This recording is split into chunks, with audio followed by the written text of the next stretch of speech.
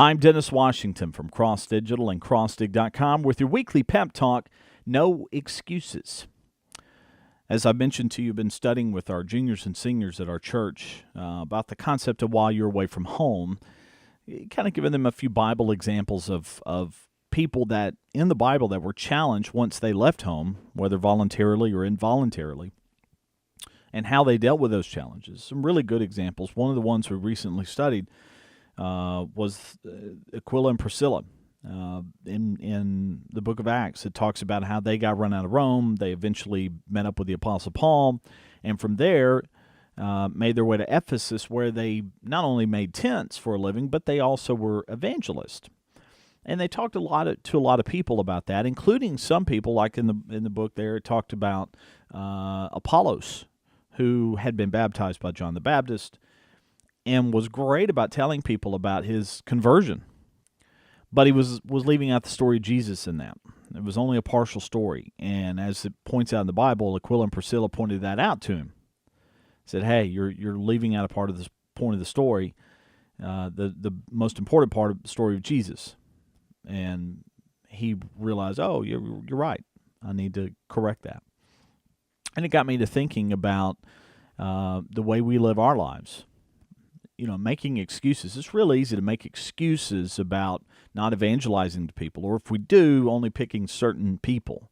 Well, that person up there they're too high up the chain. They're a big manager. They're a big CEO.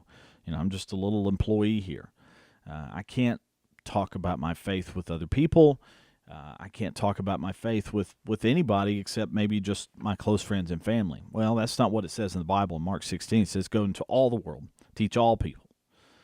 Doesn't matter who they are. So no excuses. You got to do it. The Bible says you got to do it. So you need to do that. Reading a lot is along that same vine is not leaving your faith, is not making excuses to stop or to change. Read a lot of stories in the last few days about John Cervantes, the swimmer at Alabama who died in the tornado in late April. He saved his girlfriend's life. He held up a wall that was collapsing so she could escape, and then he died from his injuries. His family back home in Tupelo, Mississippi, the church family, said he didn't run from his faith. He wasn't that type person. Who you met today is the same person you'll meet a year from now, or who you knew years ago, same person. He wasn't the kind of person that changed personalities based on locations. Or if things got tough or things changed, he was just who he was, and part of that was his faith. All of that said, how does that apply to your life, not just in your personal life, because that's really important. I mean, your principles and the things that drive you are really important and going to affect everything else you do in your business world, but even in your business. What does your business believe in? What do you and the people in your business, what do you believe in? Are you all surrounded by a common goal?